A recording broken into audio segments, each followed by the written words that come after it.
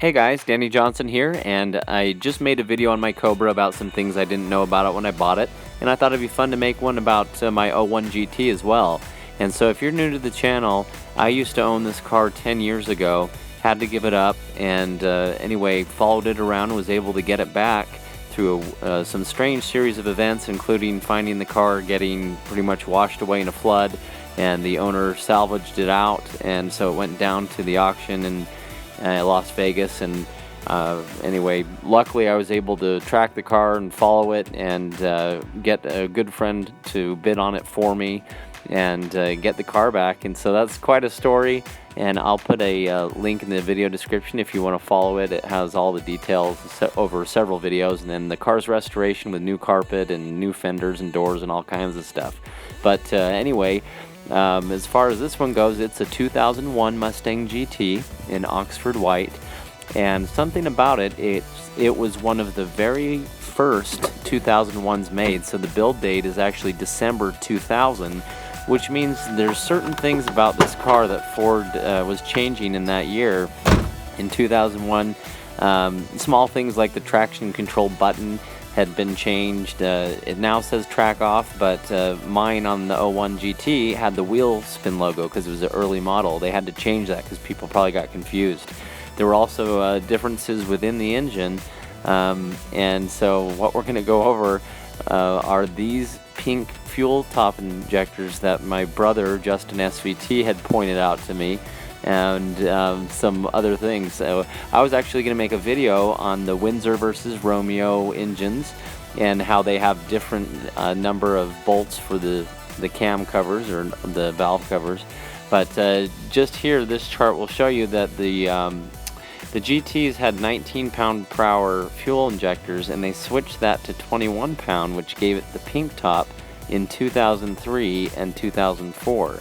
And so that led us on to think, wait, this might not be the original engine. And as I was counting those bolts for the cam covers, there should have been 13 of them for the Windsor engine, and the Romeo block in the Romeo engines had 11. Now, as for the transmission of the car, it came with a T45 being one of the last ones, and I looked under here, and sure enough, it still is the T45. So it retained that one. They changed it to the TR3650 later on, mid-year of 2001, so mine was early enough to get the T45. So I do have the T45 transmission, and you can tell it's kind of rounded at the tail.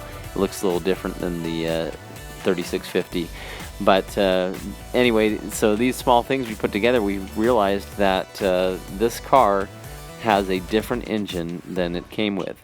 So now I'm doing some research and looking back at old pictures I had to try to determine if that engine had been put in before I owned the car the first time or after, and so it's kind of fun to look at. But anyway, that was the discovery for the day, is that the engine in this '01 Mustang GT was not the original engine to the car, so it has a '03 or '04 engine.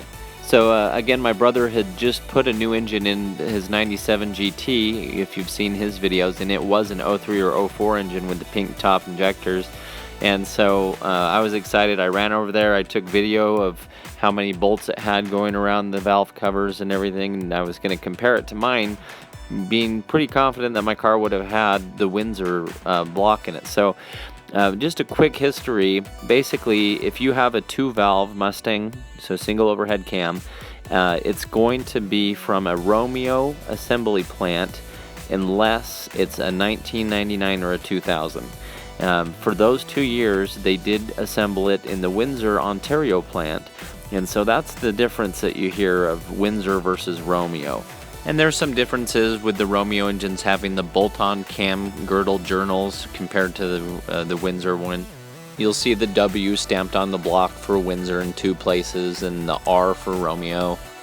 And the Windsor has the 8-bolt crank. It's not really a forged Cobra 8-bolt crank, but anyway, it has a 8-bolt crank. And so there's small variances between the 2 engines, and if you are mixing and matching, you want to try to keep them together, keep the same heads with the same block. different timing covers, you know, things like that. So anyway, I was going to make a video about all the differences and show it on my car versus the engine he had out of the car, and things just started to not add up right. I was like, wait a minute, mine also has 11 bolts on the valve covers, so this must, and so that's kind of what made us start thinking it might be a Romeo plan engine. And so a lot of that is very useful information when you're working on the car. If you're going to put a new clutch in, I'm not going to go order one that accepts an 8-bolt crank.